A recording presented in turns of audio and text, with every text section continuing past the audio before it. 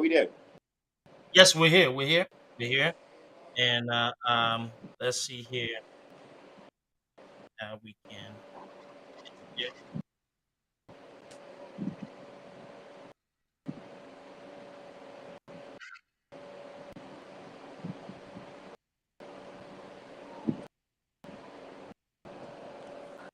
let's get set up here.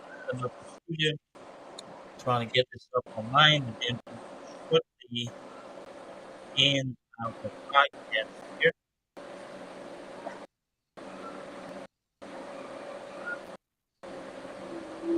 How's the weather this morning?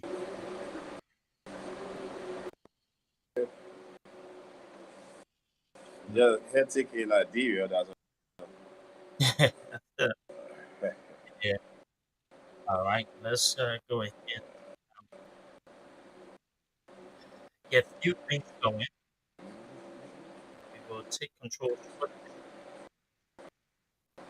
once we get our setup running online. Get everything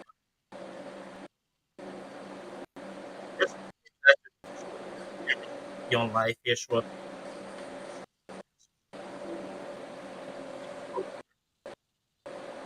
Here.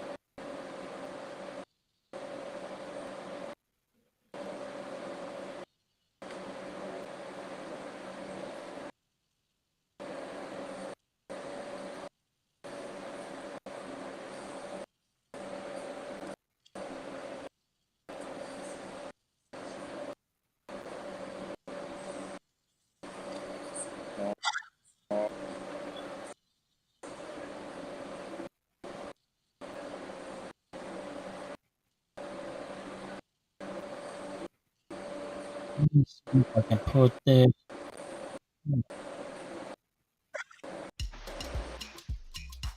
All day, Liberia this, Liberia that. Me back, I will not give up on Liberia. I will keep on talking and fighting hard to make Liberia a better place. I say, Flomo, what happened you talking all by yourself? Pajon, I am tired. I am tired of the people who can be saying Liberia can't change. So they finish giving up on Liberia. Liberia is all of our country. So we must come together and elect the best person to lead Liberia to a better place. So I am encouraging you and every other person to listen to the program Unapologetic on Sky. Okay, so Unapologetic on Liberty Radio. We're here kicking it live today. About to commence the show as soon as we can share up the link as well. I have my man John in studio. John, how are you this morning? All right. So the rest of the crew is on the back end, and we're getting ready to run this thing here live. So shortly we're gonna go ahead and begin the show. So please share the link as you are coming on here and assembling.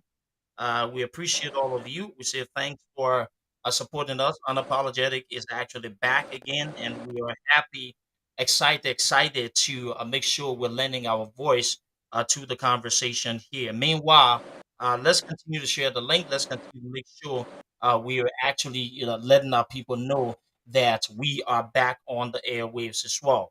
So again, unapologetic, and let's see here. And shortly we will regain controls with studio. Until then, let me go ahead and actually play some music in the back, and we'll be right back.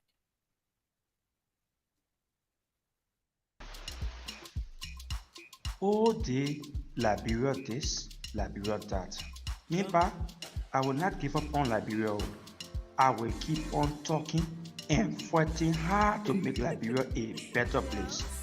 I say, Flomo, what happened you talking all by yourself? Pajon, I am tired. I am tired of the people.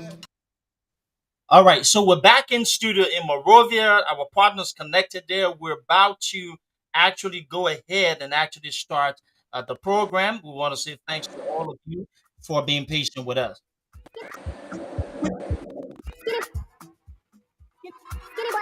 We offer to them, we And ladies and gentlemen, this is how I like to bring you, man, to Unapologetic, the reboot. And my name is Duke Estrada JJ.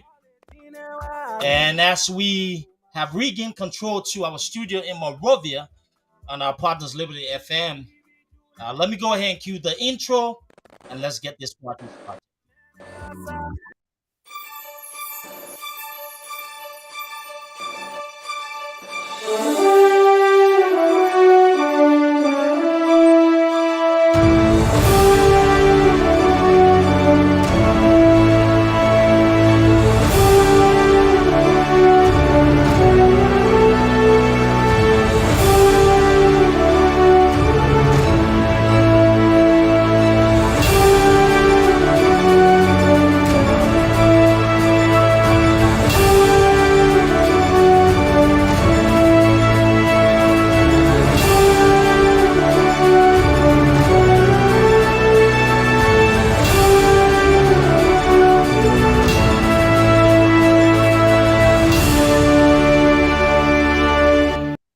Ladies and gentlemen, I want to officially welcome you to another episode of Unapologetic.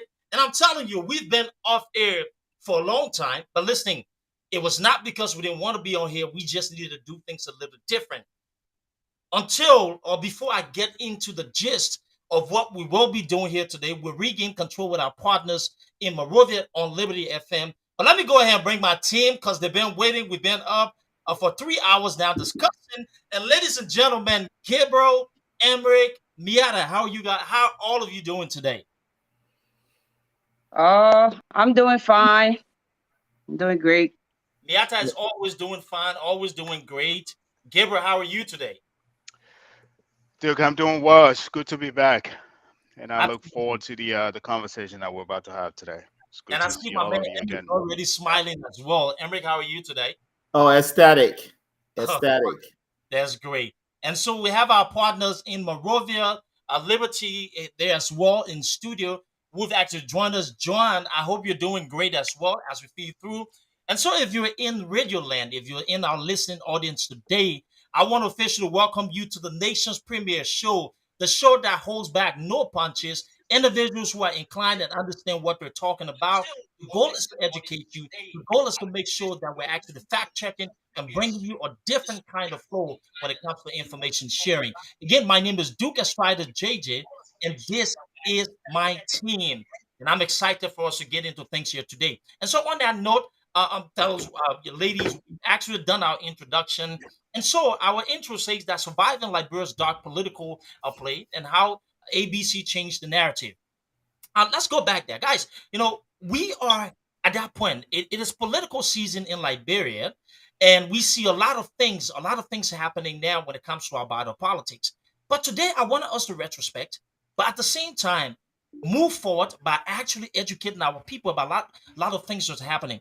If you're following this podcast on our social media page, please share it to all the links. Please share it to everybody. Make sure you get people on here because on this show today, we're going to go ahead and actually unveil something that happened that's possibly going to send a loud message and end the political campaign of the former vice president.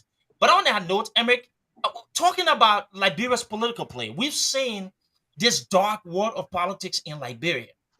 And with certain individuals feeling entitled and walking around as if they are actually geniuses when it comes to our political landscape. How do you think Mr. Cummings has been able to change the narrative in terms of our body politics? And especially when we look at the first arrangement of the CPP, what within that period that shows to you that he's redefining our political roadmap and by far setting himself apart. What do you have to say on that, Emmerich? I think, Duke, thank you. Mr. Cummings has demonstrated the true virtue of a leader. That is, take responsibilities where you have flaws. If you look at the CPP, the formation of the CPP, long before the CPP, when his entry into the political arena of Liberia, Mr. Cummings came in as a newbie. People counted him out. What happened? He came after the race. He came fifth place, right? In the fifth place, and Looking at the history of Liberia, to have done that, he earned my respect. And then move forward. When people say, "Oh, Mr. Cummings is very selfish, he cannot work with other Liberians," they did not understand the reason why he did not pick sides. But today we see from what happened onto the CPP, the court case, and everything. All right, Liberians, they try so hard. Most of us, we try so hard to tint a person instead of trying to uplift you and put good people around you to promote better image.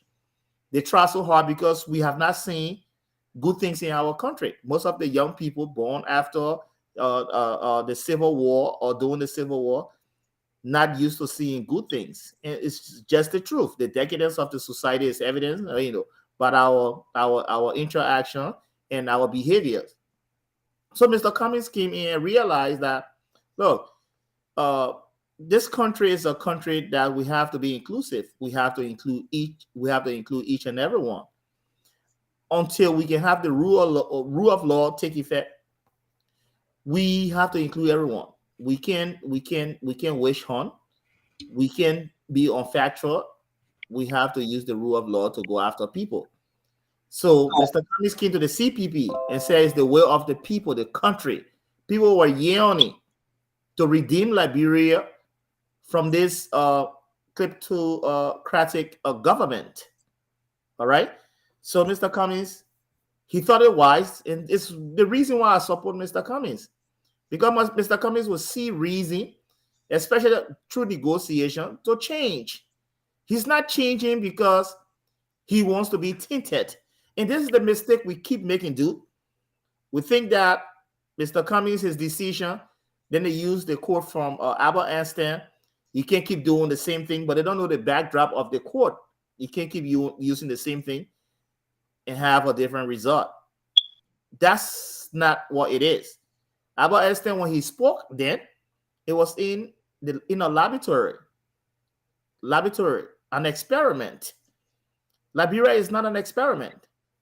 Liberia is such a place that you have to be intentional and decisive. When you have the ingenuity, you have the experience, the education, you don't experiment in Liberia. Liberia is not a place. The reason why I say it's not an experiment, Liberians try to experiment with President George Weah today. And you see the abysmal performance from George Weah. We see it all over the place. So when Mr. Cummings thought about going back and say, okay, you know what, I have to revisit and see how I can work with everybody. But what I'm going to do to set myself apart from everyone is to make sure the rule of law become effective, to make sure that our country, everybody plays by the rule, to make sure we have accountability, to make sure we restore our integrity, our honesty, and so to make sure we restore those values. So Mr. Cummings joined. But now what happened in the CPP? People, they seem lazy politics of not being competitive. They don't want to be competitive. They thought about fighting him. So they created a whole scheme to put him in court, to delay him, to drag him, to tint his character. But you know one thing, he's somebody who is steadfast. He persevered in America. And I think with the challenges we know in this country, if you can make it as a black man from Africa, from Liberia, with that accent and reach that top, it simply means that you have certain qualities. And those are the qualities that we try to demonstrate, dude. And then as we go forward, we will showcase why Mr. Cummings should be the next president of Liberia, why he's qualified, why he's someone who can bridge the divide that we have had during our past political time. Thank you. Thank you, Emric. And that's a salient point. Before I move over to Gabriel, let me say thanks to all of you that are following us. Please share this link because at some point during the show, we're going to drop a bombshell that's probably going to end the former vice president bid to the executive mansion. So let people know to come on here. We have shocking new revelation that's going to tilt the campaign of the former vice president. And as we get into part 2 of this conversation, you definitely want to listen in because we're coming with the facts, the evidences, and I'm telling you that legacy is going to be shattered tonight. Gabriel, you heard, Emmerich, we talked about this dark political play in Liberia. And then Mr. Cummings actually redirecting and reshaping the narrative.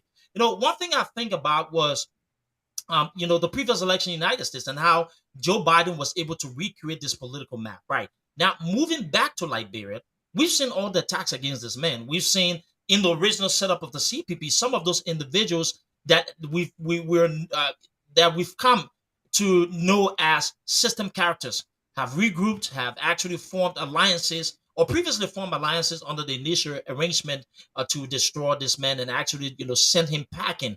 But he seems to go beyond that and thrive, right? Every time they come, every time they bring challenges, he moves beyond and he tries to pivot into something, right, that continues his campaign. From a leadership standpoint, what does that signal, right? And how important are those traits when it comes to managing not only expectation, but leadership in the country like Liberia? Gabriel, this is for you. Dude, thank you. And as I said earlier, it's good to be back here. I think Emmerich did, you know, allude to some of the things I want to talk about. So, leadership is not a sprint, right? It's a marathon. Leadership is steady, right? Leadership is consistent. Leadership is empathetic, right? And it's firm at the same time. And leadership is inclusive, right? And these are the qualities that we know that Mr. Cummings embodies, right? All of us know that. Even those that are within the ruling party, they know that. But I think the biggest challenge that you, myself, Miata, and everyone else, even those within the ruling party, sees is this. I think you alluded to that. This old guard at the gate, what I call the barbarian at the gate, right? Where you know they know what is right for the country, but in order to get in there, you got to get past this group of barbarians at the gate to get in there, right?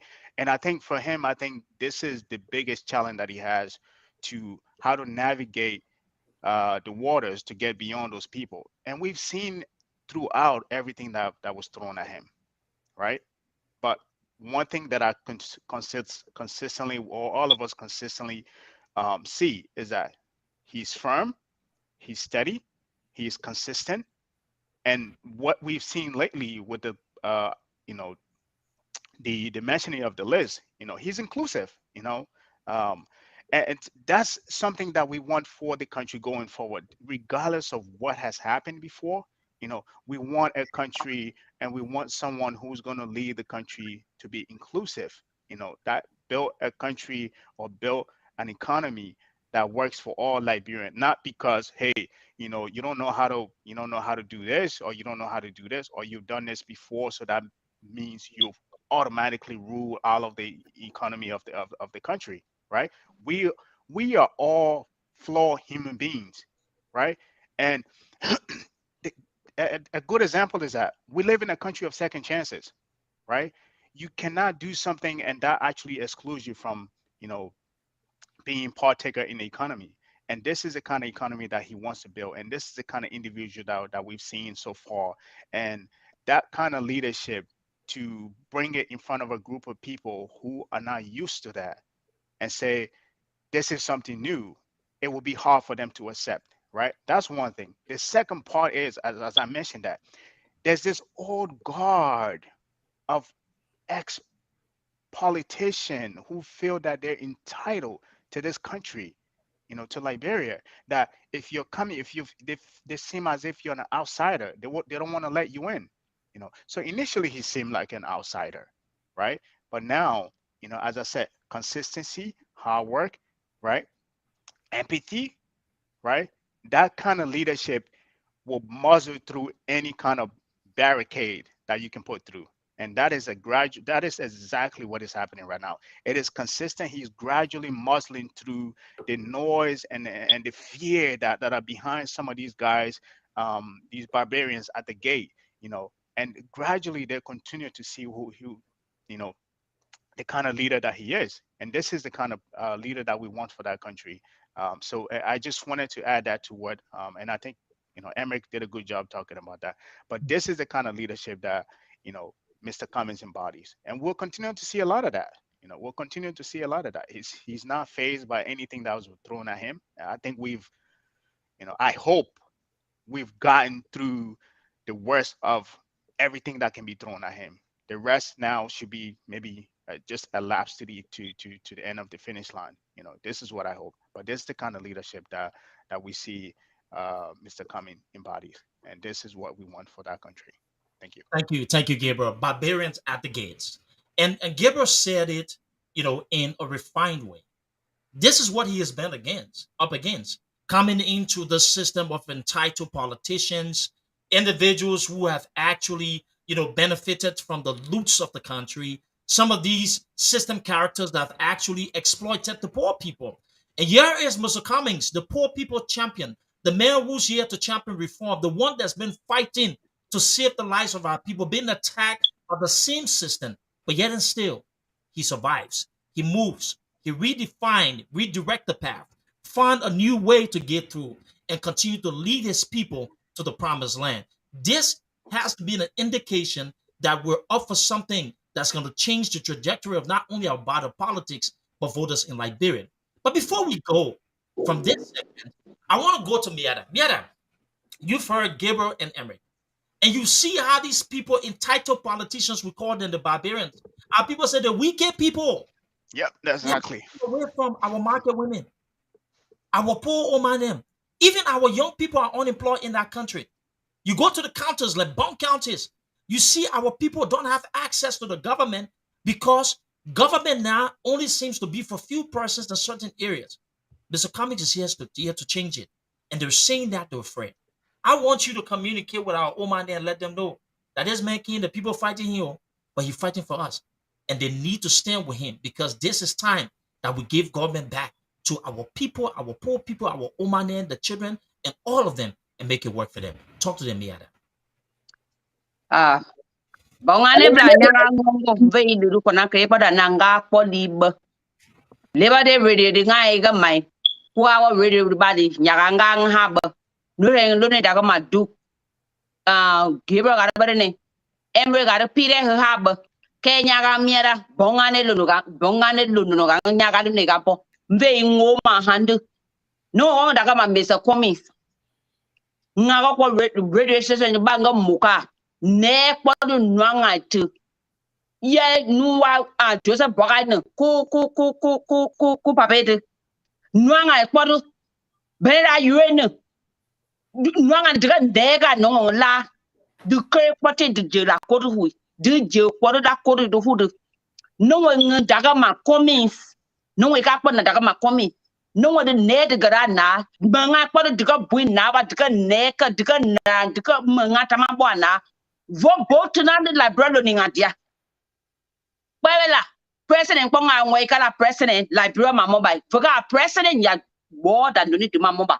Voga president ANC mamoba. Ka kwa a president ka ngwe kwa a ika president Liberia ni nga mamoba.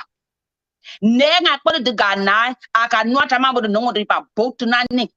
Ke ka no weka e pa yonga ba ka kwa gweke godlo Liberia ni nga mamoba. Again Liberia ika kwa mwa anwo ika amane jangwinga daga mabere ika amane agenukre ipa kwa akukre Liberia ga no no po Liberia ga a hiro no po daga de niakaju Liberia ga gomati po daga de niakaju Liberia lo ngai ke ba Liberia to jangpong Cummings na kwa komi aje Liberia mama wa ga jonyon po daga a komi daga na diga diga burma diga neka na they both nand kagaha on the part of Jerry kwagaha gwen ba won kwa papo kwa lone ka po kukre kugo ka tono ka boru ka komi mamoba komi sa nunyo Liberia mamowa komi Liberia ka nihu Liberia lo ninga wa ka komi wa awakade menga po da mo na te po ihola po 2016 and nwa ne tuta paga de j boru no ngba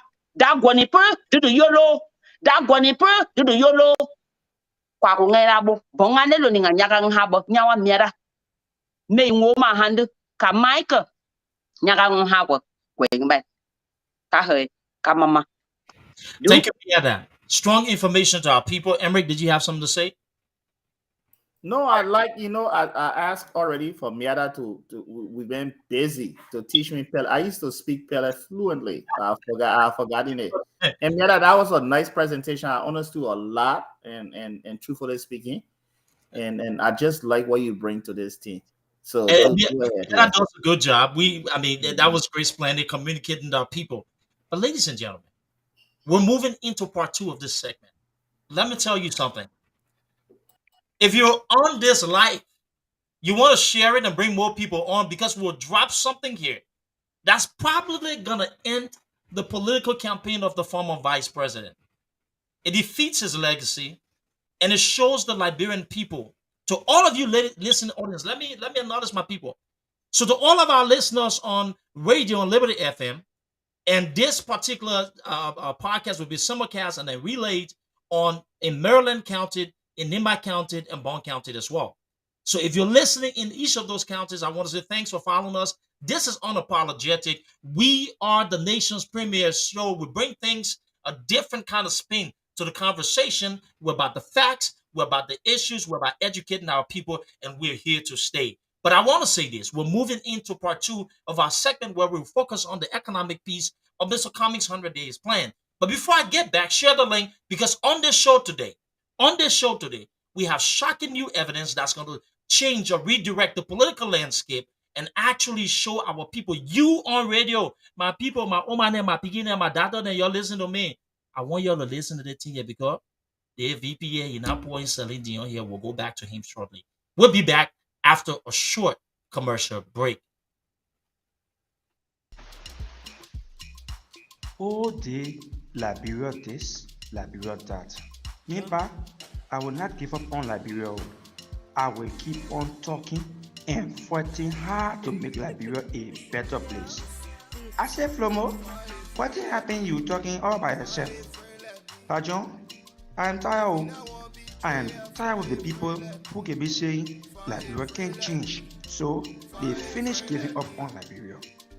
Liberia is all of our country, so we must come together and elect the best person to lead Liberia to a better place.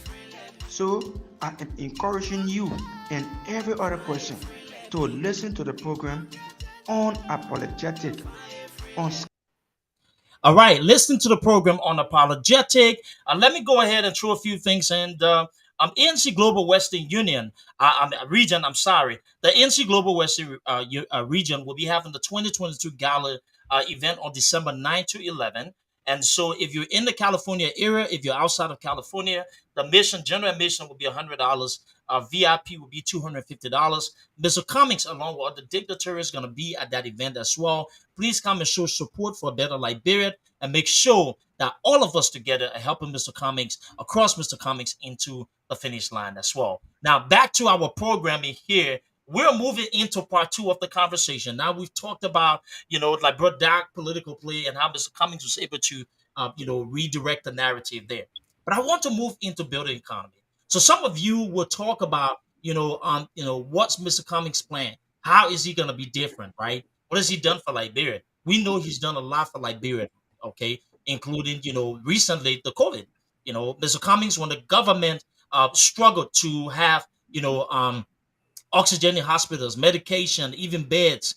Mr. Cummings, through the Cummings Foundation, was able to bring relief to our people. They toured the country. They went to different hospitals, assessed those areas, and they were able to make some deliveries, life-saving items to our people. Even during Ebola, Mr. Cummings was able to actually bring some resources into the country. Through the Cummings Foundation, he's been able to help, through scholarships for young people in that country. BWI, he's donated generators. AME University, the computer lab there, and there's a lot of good things that he's done across the country that we like to chronicle. But we're moving into national leadership, and this is the part we covered, the ABC economic plan for Liberia. And I want to tell you this.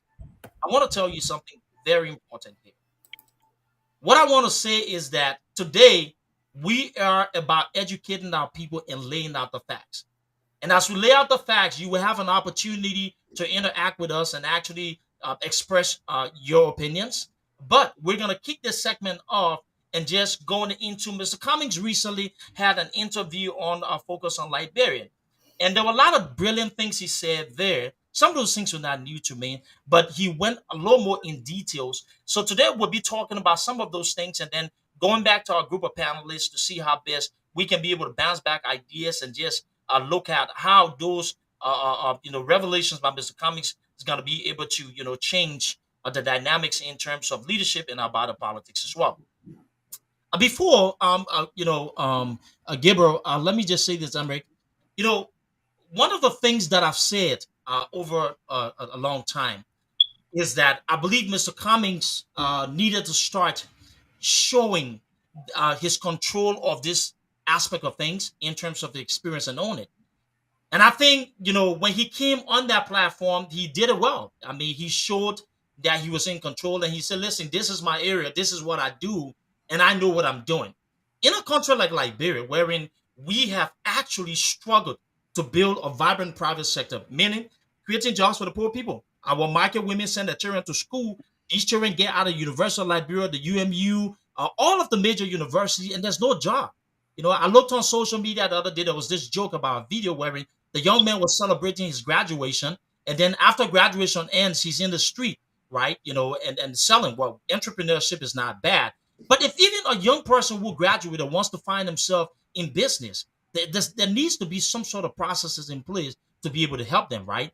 But then also, we know that everybody in that country won't be entrepreneurs, and we need jobs in the private sector to be able to absorb that. But Mr. Cummings started, as usual, with something important, and that's what we're going to start with, accountable. And I will go to accountability piece. I will go to Emric, and once Emric's done, I will pivot to something important. Emric and myself will come, and I will drop a bombshell on this show. Before you know it, I want all of you to share this link because we're about to reveal something that's going to shock the political landscape when it comes to the former vice president. Let me go ahead and play this clip here by Mr. Cummings. We will ask the integrity institutions, Liberia Anti-Corruption Commission, the General Accounting Commission will authorize and will resource them appropriately, man and staff them appropriately to do an audit of what we're inheriting. That audit will not be a witch hunt. It will not go after any individual, but we need to just audit what we're inheriting so Liberians can see it very transparently, so we know what we're inheriting, and then we can correct, fix, and build upon that and move ahead. Emric, accountability again. Whenever Mr. Cummings talks, before he goes into the details of his plan, he talks about accountability. From an accounting standpoint, this is your background. This is something you're familiar with. Why is it essential to actually start auditing previous government and giving or empowering accountability sector, especially when it comes to building a vibrant economy? Dude, thanks. When I keep saying Mr. Cummings is intentional, it's because he understands the issue. You cannot go anywhere and take over if you don't do an audit. An audit will show what was given to you, where the position of that firm or organization, at the time you took over.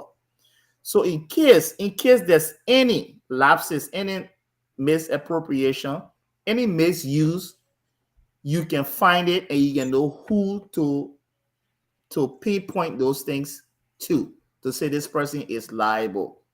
And today we see what's happening with the CDC-led government. Very simple. They took over, but they are still making the same excuses when they took over, that Ellen. But what do they have to show that we can pinpoint anything to the previous government or their predecessor? There's nothing to pinpoint. The reason why we cannot pinpoint? Because they did not audit. So when Mr. Cummings is talking about audit, it's simple to say, okay, this is what I am inheriting. This is what the Liberian people turned over to me. So if there's any discrepancy, any issue over there, people will hold him accountable. The aspect of accountability you heard from him, Accountability is so key. We have lacked accountability for decades and centuries in our governing structure. It's because of our practices, our behaviors. We don't want people to discover what we are doing. So the aspect of accountability way away. So what you see today with stakeholders, with shareholders, for them to have confidence in you, audit is the only means that shareholders, stakeholders can have confidence in what you present. Because what you present, they want someone to go and verify to say it's true and fair what you present. That's the reason why you audit. So if you are accusing your predecessor that they were corrupt, did you present anything that showed that they were corrupt? Am I saying it to support the Ellen-led government? No. But that's how, in the professional world, that's how it is done. That's the process of putting blame on anyone. When you audit, you shift the blame because the audit shows directly who is responsible. And that's the reason why Mr. Cummings is intentional, because he understands the in and out of these things. And that's why he's saying we'll audit. We will audit whatsoever the audit is, whatsoever it points, there where we go. And that's how you run a government. That's the virtue of good governance. To first of all audit and show the health or the position of what you have inherited. So when there's any lapse, any misappropriation, any misuse, any abuse, you can pinpoint and know where it's from. Our people will have to understand this, and this is the reason why I'm bringing it to their doorsteps. And this is the reason why I'm trying to simplify for our people to understand. Most cases when our people say the educated ones are the ones that are confusing or the ones that are causing trouble, that statement is somehow true. But then this is the difference. An educated person with integrity, morals, and ethics is different from just being educated. Integrity protects you. Your name brings the truth.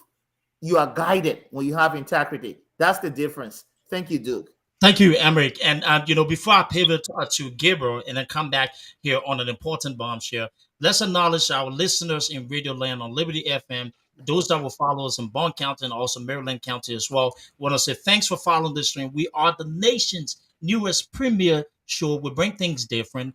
We focus on the facts, we focus on the evidences, and we make sure that we're educating our people, because leadership is about transforming their lives, and voting requires them understanding what their leaders would do for them. So thank you there, Emmerich.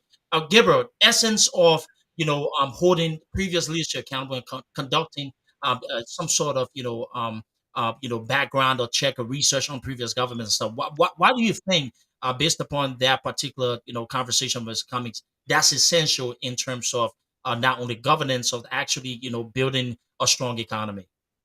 Yeah. No, thank you.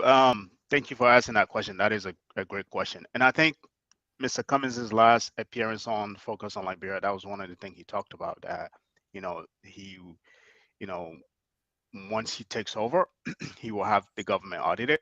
And the importance of that is because, not just essential to any government, but especially the way, the government has been ran in Liberia.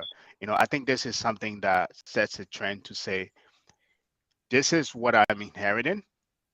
This is what I took over. The audit will be able to give him or prove to the Liberian people that this is, what we met in the coffers. This is what we're taking over. So before you start holding us accountable, we met this enormous amount of money in government coffers or whatever it was with different state state entities. This is what it was. This was what was missing, and this is what we inherited. With that evidence, one of the things he talked about is enforcing the TRC. I'm sorry about that. One of the things he talks about is accountability. With that evidence of audit, you're able now to go after those who are implicated in corruption. It's a perfect bunch. example, like those three individuals who got sanctioned. If you're able to do an audit and the audit paints a trail to them to to verify what the United States government, implicated them for, you're able to go after them, right? But if you don't do an audit, how would you be able to prove that these guys actually did steal? Yes, you know they're implicated in the corruption, by the U.S. state, but the audit will be able to give the people evidence to say these are the reason why these guys were not just accused, but these are the reason why we're able to go after them now, because we've shown through the trail of evidence that they did actually steal state resources. Now, the importance of that as well, I think one of the things that Mr. Cummings always talks about is plugging the holes. That's how you begin to plug the holes. If you do an audit, you know what the leaks are. If you know what the leaks are, you know where to plug them. If they're individual that needs to be removed in certain position, whether they're overseeing state-owned entities, you remove them and put people in place that are, honest with integrity, right? With that, I think given where we are as an economy, that is the basic, the beginning to be able to say, stop the leaks from those places and be able to take those resources and deploy them in different areas before you can even start looking at building the economy from a policy standpoint. So I think that's the importance of doing an audit. Audit goes a long way. It's not about just, hey, I'm doing an audit to be able to go after, rogues and, corrupt people, but it also does that to be able to, stop the leaks and redeploy capital in where capital needs to be deployed. And I think that would be the beginning, of what I call, uh, you know, getting the wheel spinning on the bus before we even get on the bus. Yeah. Thank you. Thank you, Gabriel, and listening. Man, I will come after we release this information. I will get to you, but we'll go back to Emric before this. Fellow Liberians, ladies and gentlemen, if you're in the listening audience of radio, you're in Bond County, you're in Maryland County, you're in Montserrat. What we're about to release here, I want you to listen carefully. I want you to process it. My people in Radio Land, listening and listening well. We have to hold people accountable. And this segment, we started with accountability because it's important. Anybody who tells us that they're going to change the country, they're going to build the economy, needs to tell us how would they start off their government by being accountable or helping our people understand how the monies were spent. Before I go into this particular news, let me go ahead and play this. I have listened to young workers out of work, to students without the tuition for college, and to families without the chance to own a home. I have seen the closed factories and the stalled assembly. This is the voice of the late Senator Kennedy. This man was known as the poor people's champion. He fought for equality. He fought for accountability. He is one of those legends, not only of the Democratic Party, but when it comes to liberation. He did stand with oppressed people. And in the case of Liberia, he was really a big supporter of Liberia. He was one of those people who saw trouble when it was coming before the Civil War. In our possession today, we have uncovered evidences linking the former vice president through his time at the LPMC and even the Agriculture Ministry to what the United States term as corruption. Please listen, and I will go to Emric to be a little more detailed. Let me read this. And sorry, I don't have my glasses, but we'll find a way through it. We found the following evidence that U.S. controls over assistance were inadequate, and in some instances, assistance were not used for its intended purpose and redirected. As part of the findings, commodities and counterparts funds generated for the sale of those commodities were misused by the year 1983-84 time period, and also linking 1982 as well, by the way, which contributed to a shortfall in the counterpart fund accounts, totaling approximately $16.5 million as of March 1985. Another thing to pay attention to here that's very key, the reports say that the particular rice market, those who were in charge of rice sales during that fiscal year, that fiscal period, there's reason to believe that those monies were embezzled. Ladies and gentlemen, let me project this on the screen here. These findings came through what we call the GAO, and that's Liberia's problems in accountability and control over the U.S. assistance. Senator Kennedy ordered a report on investigation, and that particular investigation uncovered massive corruption.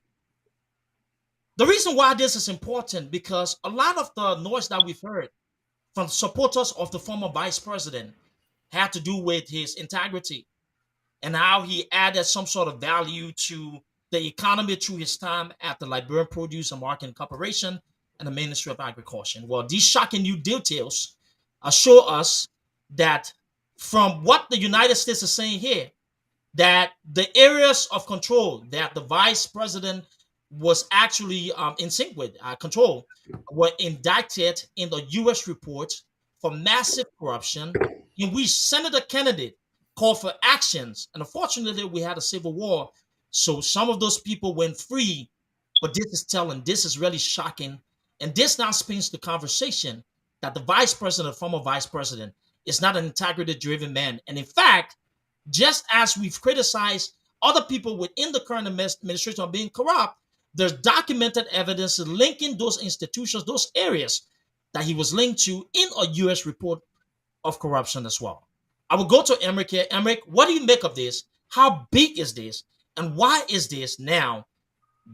Why does this now usher in a complete rift, a complete dismantling of the VP's bid for the presidency? And what do you think Liberians in Liberia, in Radio Land, in other counties, even in the diaspora, should now start preaching and actually discussing this particular revelation of fraud and embezzlement that's been indicated in this report?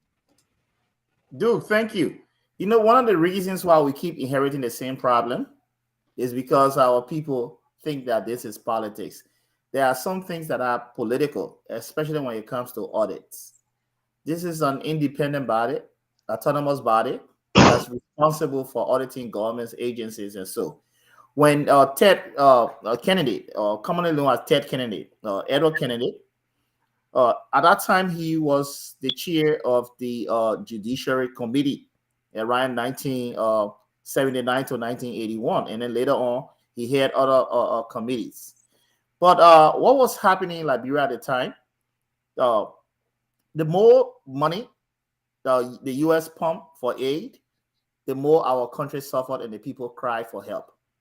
So now he was wondering as to why the problem is still around, even though they have pumped more money into Liberia. So he ordered for an audit. And then the audit was the audit covered from 1979 up to 1985. And then when he ordered the audit, the findings pinpointed to LPMC and the Agriculture Ministry at the time.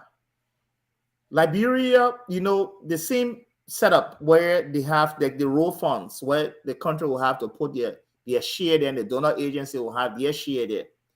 But what was happening, there were a lot of unauthorized withdrawals at the time. And when JNB, Honorable Boyka was the head of the LPMC and the Ministry of Agriculture, unauthorized withdrawals, the misuse of funds, the lack of receipts, all of those things were happening.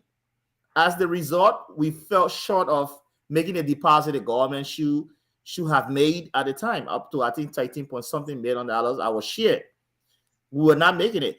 But then the reason why I went into this whole thing, we went into this whole research thing, because Amos Stewart, yesterday he bragged about LPMC or Joseph Yuman Bwaga contributing up to $40 million to the national budget. But then you see the contrast over there. You can contribute $40 million to the national budget to show to prove Bwaka's legacy, right? But then at the same time, there's a shortfall in the account that we should be putting money into. And then we see the misuse of funds. We see unauthorized use of funds. We see those things. But there is a contradiction to what the Secretary General of UP was saying yesterday. And then that's the reason why we got into this whole research and see to find the legacy of JNB. But you see, this is Liberia's issue, right? The thing is political. The thing is the political time. So when you say these things, but these are factual documents that we requested for, okay, from the US government, and we all have it. And they directed us to the website to pull the information out. And that's how we got the information that around the time the JNB, Joseph Yuma Bwaka, was the head of LPMC. At the same time, the Minister of Agriculture, there was corruption at the highest level you could find in the Republic of Liberia. And these are the facts. Yeah. So if you think you're going to come on this platform and say, oh, let's, dismiss what they are saying because it's politics, it's hurting our country. And this is where we see our country going deeper and deeper. Because when you support a person, when the facts are presented, you tend to overlook it because you think your support, your allegiance to a person is above your allegiance to the country. So, Duke, we're going to discuss this in detail and pinpoint, and then we can share the documents to each and everyone. I was going to say that. Please share it with the audience. Africa, need access to this document. Please let us know. We sent you a copy. We've actually handed this document over to several media institutions that will be fielding news stories about it. This is really a big news because now we can actually pin an actual a factual document towards the 43 years of government experience or government record, right? And say that specifically United States, there was embezzlement, there was redirecting of funds from monies poured into Liberia for specific projects by way of LPMC and Agriculture Ministry. And at that time, it was the tenure of the former vice president as well. This is shocking, Gabriel. What do you make of this? And Duke, before you go on, there was specific in your report, especially when it comes to the rice. Yeah, they talk specifically on the rice issue in Liberia at the time. Yeah. So let us make that known. Gabriel, go ahead. And Gabriel, the specifically said right, the LPMC. So there you have it, my brother. This is actually one of the most damaging, I think, research that's out there in terms of, I think every one of us see the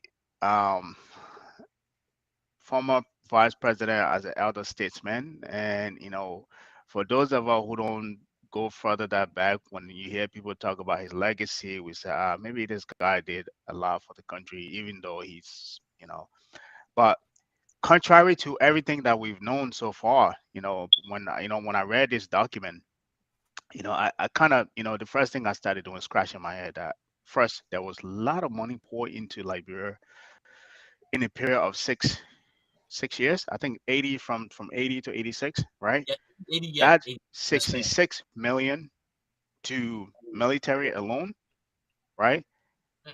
200 million towards the agriculture. In today's money, that's almost $1 billion. That's $720 million, $2,000, right? That's a lot of money. Now imagine a country 43,000 square miles getting that level of money back then. The things, had we invested that money in what the United States government wanted us to invest that money in, which is the agriculture and even in our military as well. But let's stick to the agriculture. We could have been far off. We could have been at a place where we would be able to feed ourselves right now. Yeah.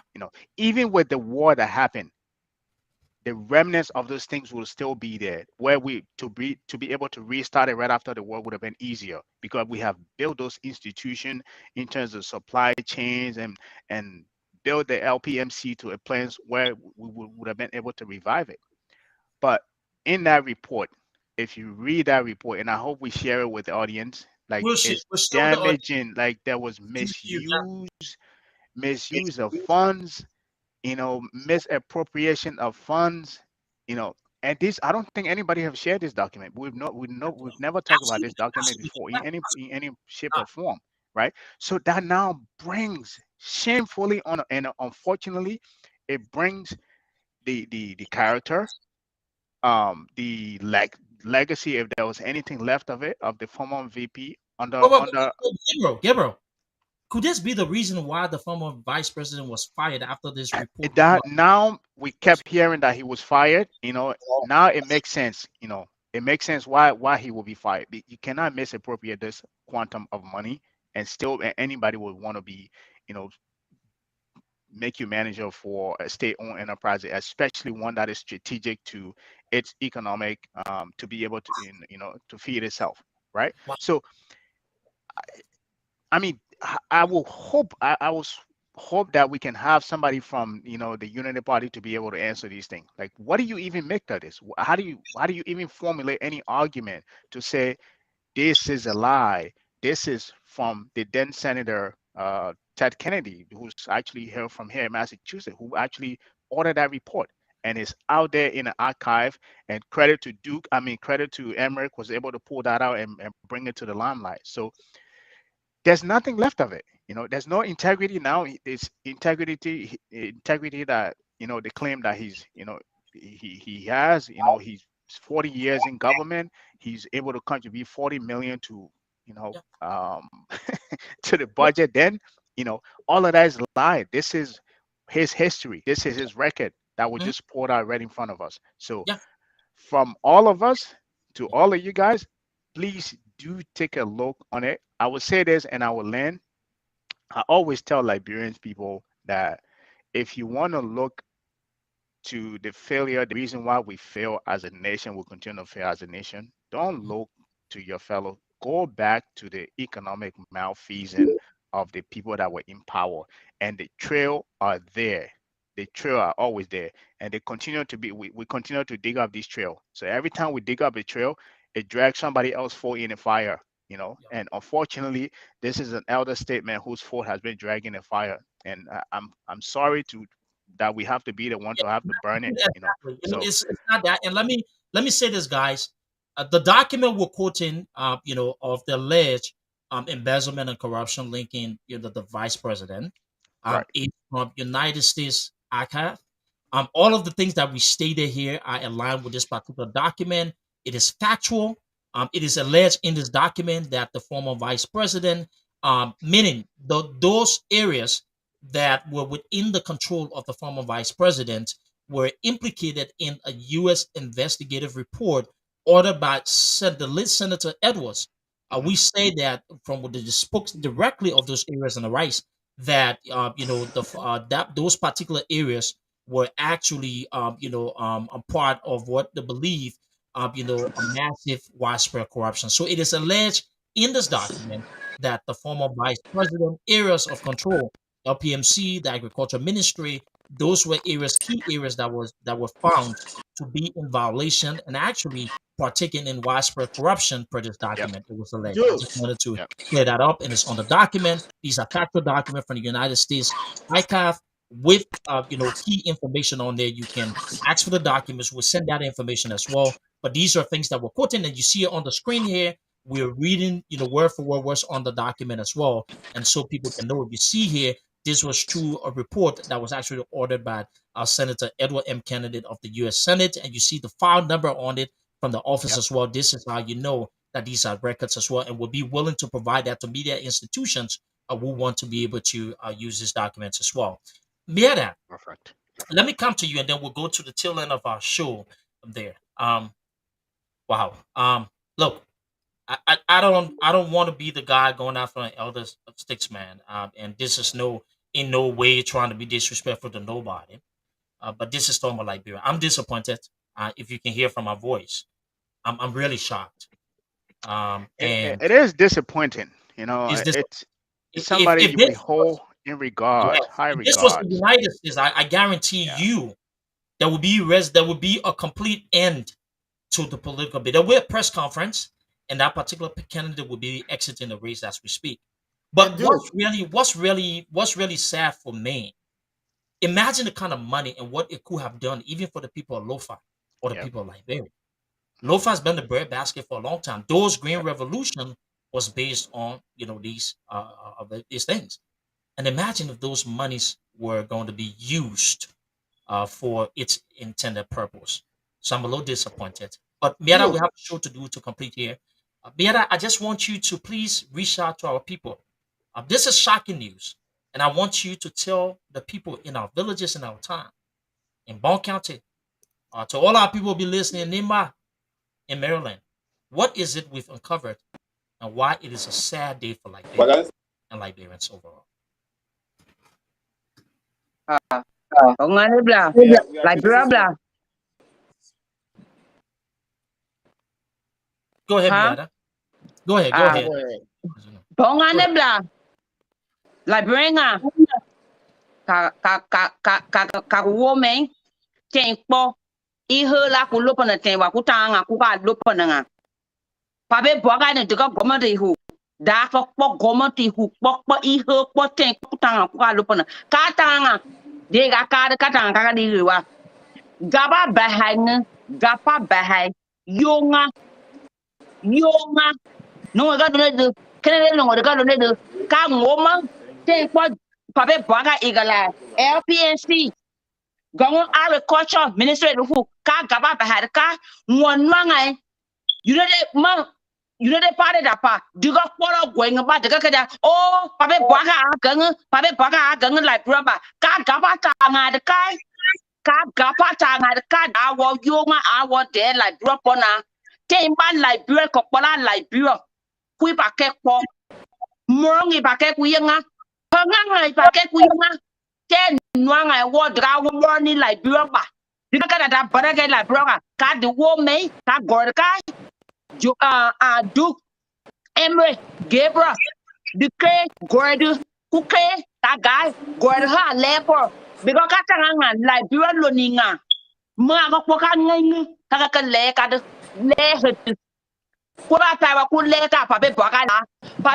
a ko ko moti ku I ho krambu na go hawa go bo dawo gaba ngatu diga de Liberia po ke be ka Liberia kala so nui ba ka ngwe ka pala ka de Liberia ngai po ka dia digo western ga nyenga ga nu po pa ngwe ika president ku lo mama ba pali awo boy kwa ka awo boy pa be bo ka he chwe hu Liberia mama ba nu da le ka inchwe hu bo no ni mama ba ai ga no di ga inchwe hu kapa kedu ike LPNC I hope na ti ere ke pokutanga se kunya prenga kwa nga pongo kwen ba kwa nya prenga ke jang gwinga daga ma history aleka gana ga yonga ba nwa de ka hu nwa du no dulu eme ne dulu geba ne dulu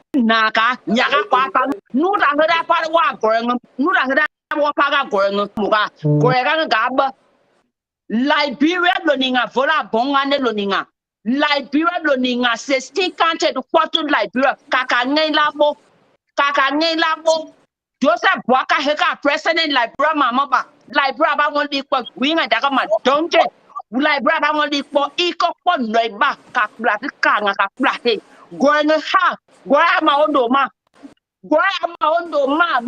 ma po no diga po gwen ba diga ka ja o Joseph Boaka ja o komati u ja o da gang ka preka history je po gwinga daga ma history ya preka apala ngonwanga aka lebe de pangang du mo agende ke lehenga ba yo ngabla di pa leke Liberia loninga ni to ha po pum jeba kuke jonga abarne emre Liberia loninga mane kuke kuli to po because nwang de kada o to sa baka ba aka nyawo agriculture apamo ku step fu jonpo nai kwa mi mo kapeka Liberia to la po to sa baka nda Liberia to ru po do ka ngai ra bo ke ka hơi ka mama ka hơi du emre Gabriel Yes, ka hơi gong pa ha Bongane le ninga nyaga nga mwingai goyapa e ko ba goy nga po nwanga de ba ka goy lo nwanga tanga do goy lo ka en goy nya po kwa ngo bongane nyaga mwinga le manga hudu ka he ka mama. Thank you, Miata. I appreciate it. Let's go to the studio there, John. You have something to say real quick?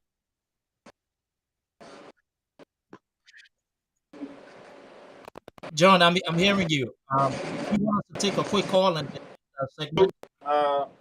Yes. We have to go up.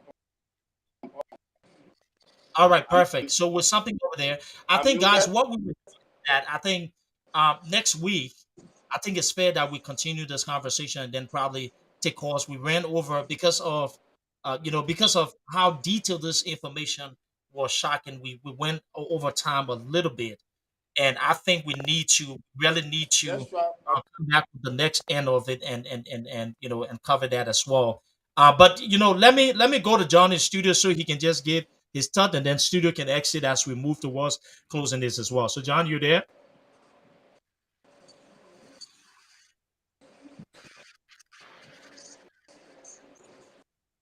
All right, perfect. Well, so guys, studio, if you're ready to leave, you can exit there. But look, we have some points to cover in terms of some additional stuff Duke, here. he's talking. Oh yeah, go ahead, John. Okay, so Okay. we have some additional points to cover, and so wow, Gilbert, this is huge, man. This is big. I'm not sure you guys are feeling the kind of energy, but after we disclose this, there's been, I mean, it is shocking. I have people texting my phone. But Duke, even the guys in studio are texting to let me know that wow, they're having a lot of people calling in and stuff and what have you. This is pretty interesting, Emmerich.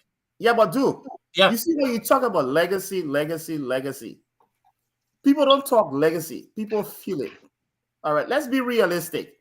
When you talk about Martin Luther King and so, what a day in this country, Rosa Parks and so, people don't talk much, but they feel it. All right, change. When it comes to change, you don't say it, you feel it. So when you talk about the legacy of JNB, the elderly man, JNB, that I respect, that I adore, is something that people should feel. People should have felt it. But what happened when Ted Kennedy ordered that audit? The more money they pumped into Liberia, the agricultural sector, the more they started receiving requests that the people were suffering and dying of poverty.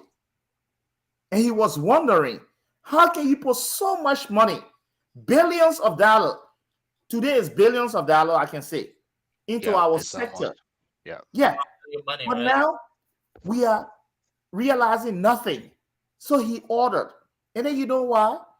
After he ordered that audit, it took 6 months, almost 6 months or so, and it went back to him. The findings that the agricultural sector, the food and so, the misuse, the abuse, the corruption, and who it pointed to, they were specific. They talk about the rice issue. They talk about 1980 to 1984, 85. Trust me, who can you place as the head at that time was JNB. Let us be truthful. But then people come and brag and talk about his legacy and talk about $40 million he was contributing to the national budget. But how will you say that when you are falling short, even to make a deposit from the government side to that account? Exactly. Okay, of 13 point something million dollars. But you say Amos Toy was saying JNB was contributing up to $40 million. That's a lie. Or black lie. Cheap. Talk is cheap. You know. So this is where we are. Those things, you got to be able to support them with evidence, and exactly. You don't even have to say anything to him. I think what we provided here was just allow everybody to make that determination that everything that he was saying was a made up story to trump up the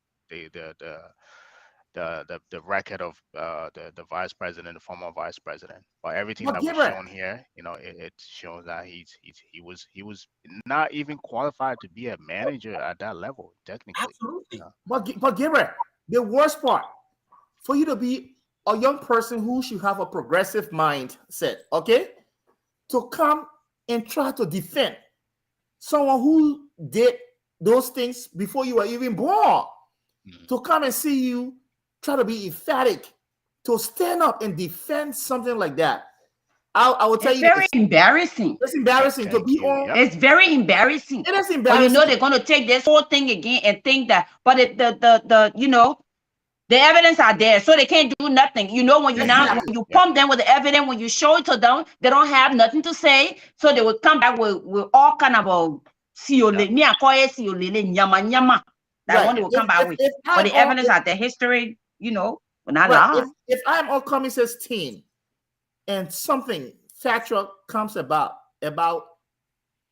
Cummings, I'll be truthful, Garrett. Do you guys know me?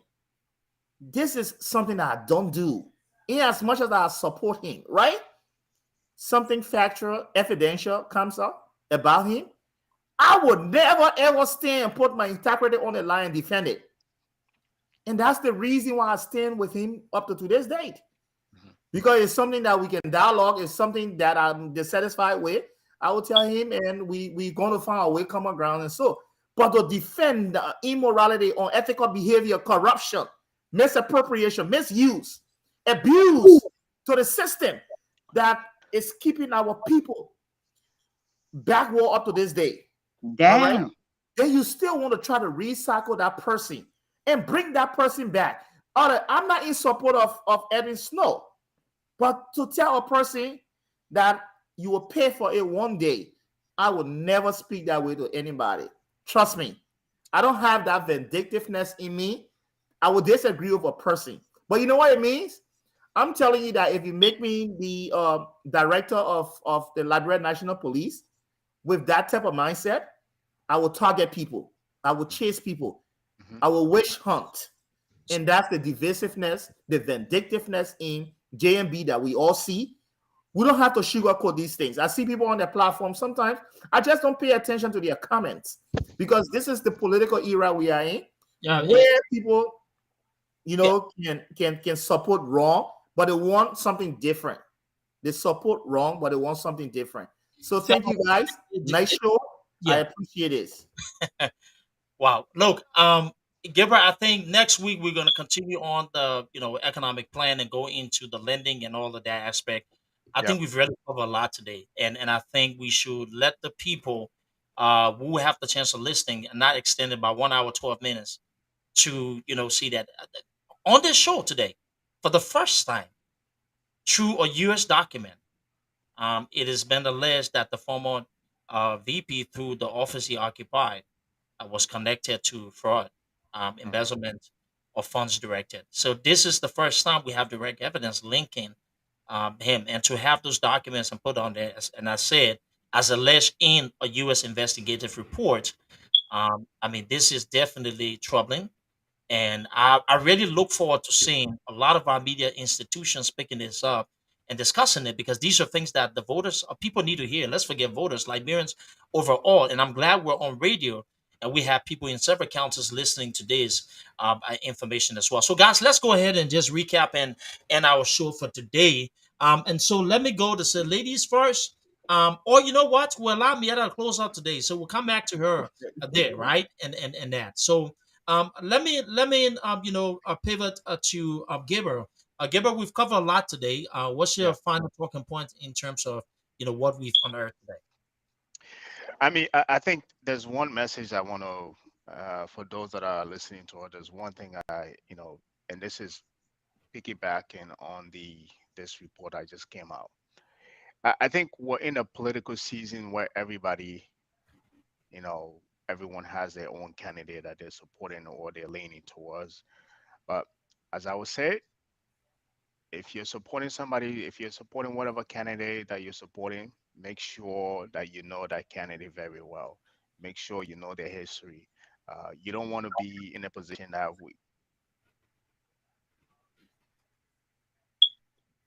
Gabriel, you are muted. Yeah,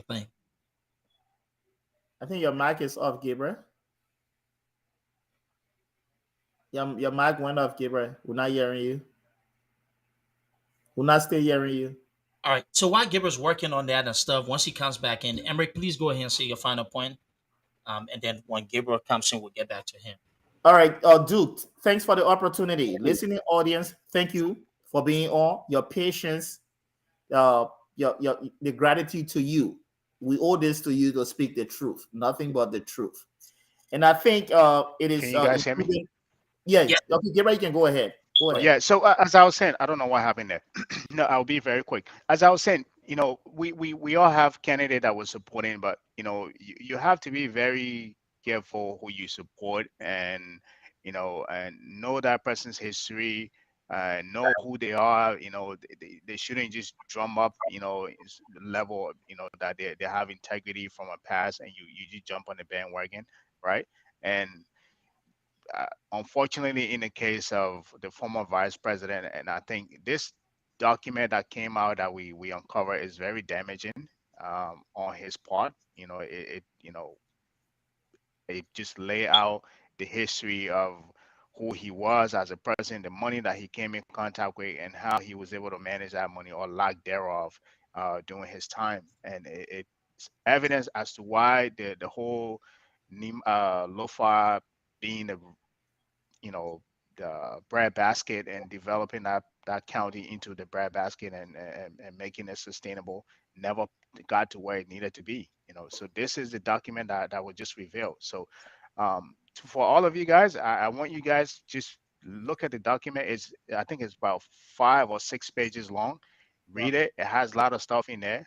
In today's money, if you compute that in today's money, that's almost $1 billion that was poured into that country to trans transform the agriculture sector in our country, and we never did anything with it. And that was under his care.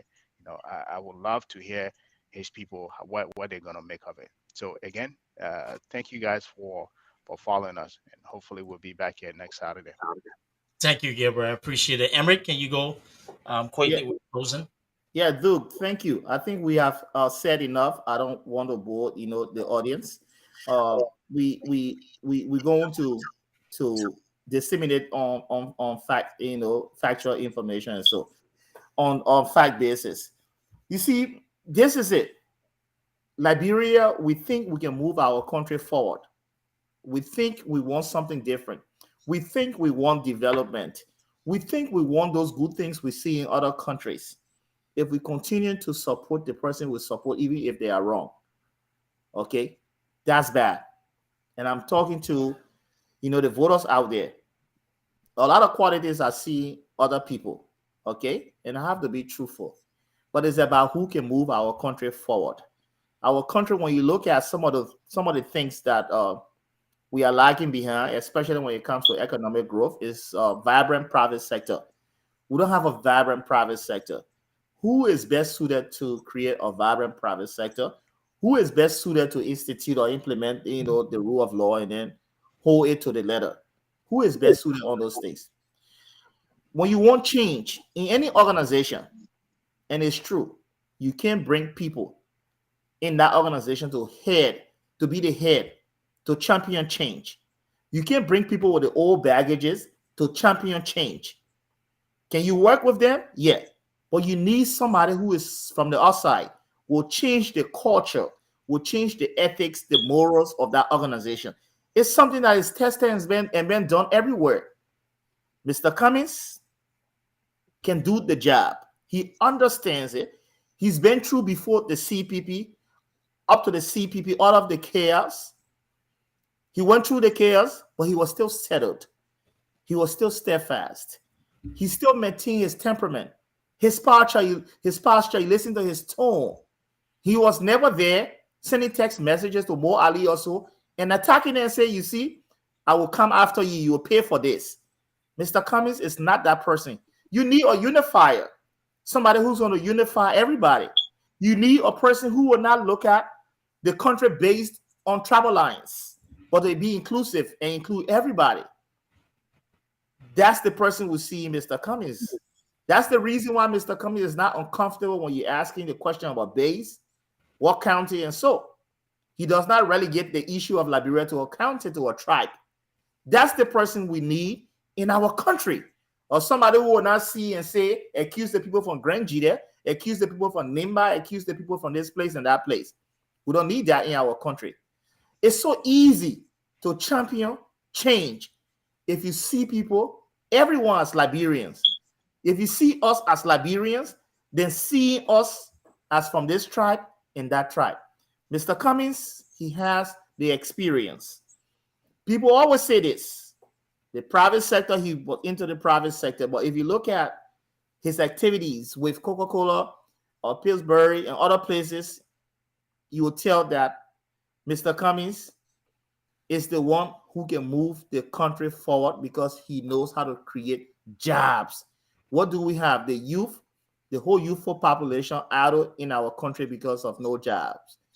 Our country right now is suffering. They have not built capacity. Mr. Cummings can build capacity because he understands how to attract the foreign direct investment. To attract the foreign direct investment, you have to build capacity to be able to absorb, the jobs that will come into the country. He understands that. So, Duke, thank you for having us today, and thank you, Gabriel and Miata, for sharing the platform with you. Yeah, we have a lot. We have a lot to discuss, and so next we will come, pack in and with a lot of information. Thanks, Emric. Miata, please go ahead and actually close up or close us up quickly.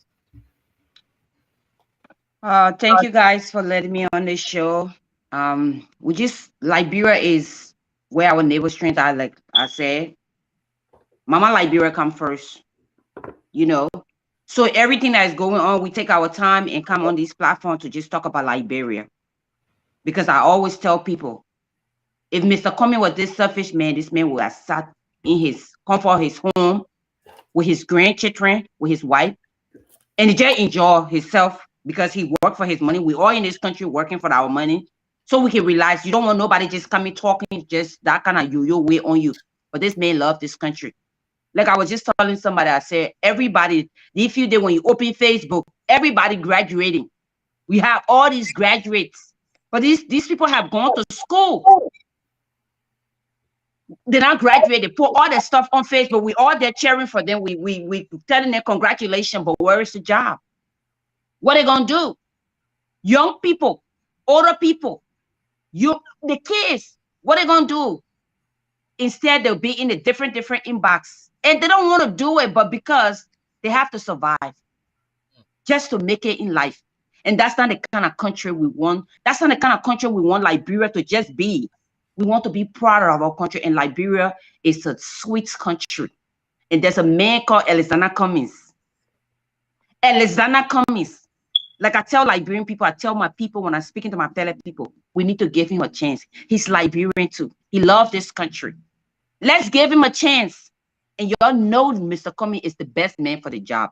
I will not argue with nobody. I will tell you what Mr. Cummings' platform is. And I will tell you Mr. Cummings' plans. And I will tell you Mr. Cummings' ideas.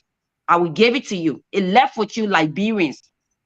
Let's stop this tribalistic thing and just focus on our country, Liberia. Some of us want to come back, who bring our businesses. We want to come back. We don't just want to be going to different countries to take vacation. We want to come back to our country and not to be scared to come to our country. So Duke, Emric, Gabriel, Peter is not here today, and John in Liberia. We thank you guys. Like, let's stand for Liberia. Let's speak. Thank you guys so much. Wow.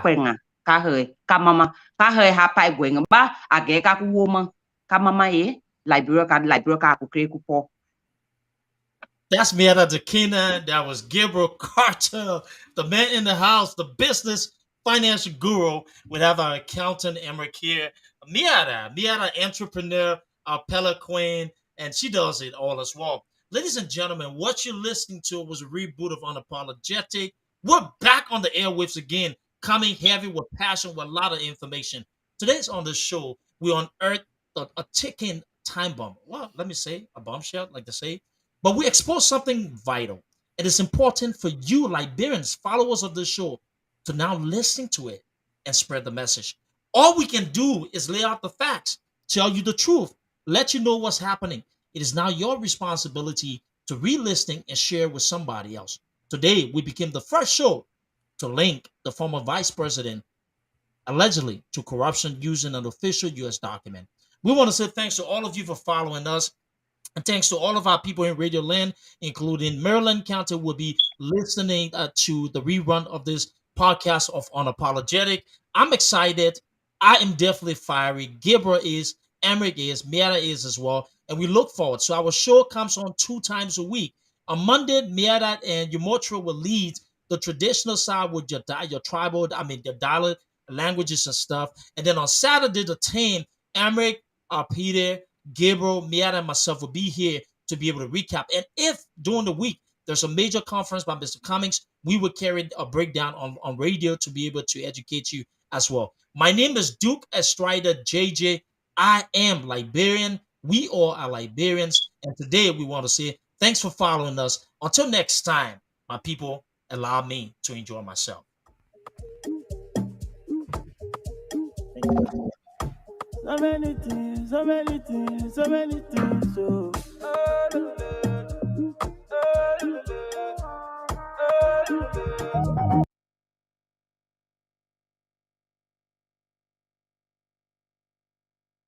And so, ladies and gentlemen, we will be back on 10 o'clock a.m. Eastern Time next Saturday.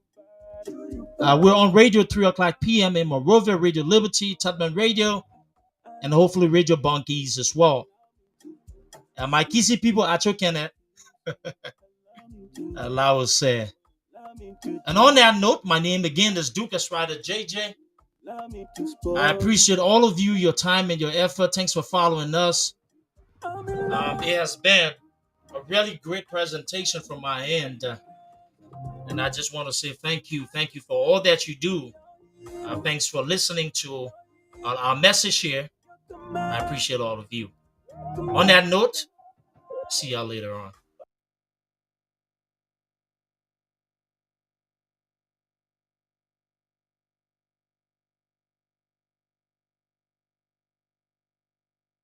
Fire forever, because no time will say allow me to kiss you, allow me to kiss you, allow me to allow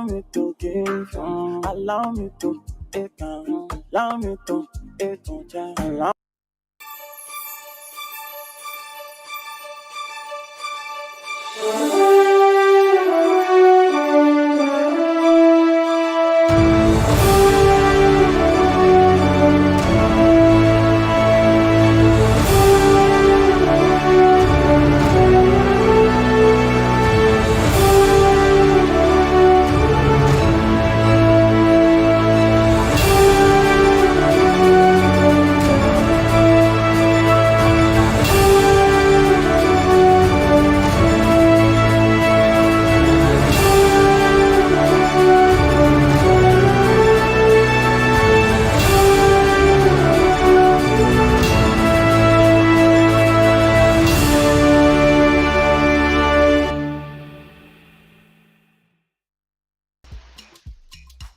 All day, Liberia this, Liberia that. Meanwhile, I will not give up on Liberia. I will keep on talking and fighting hard to make Liberia a better place.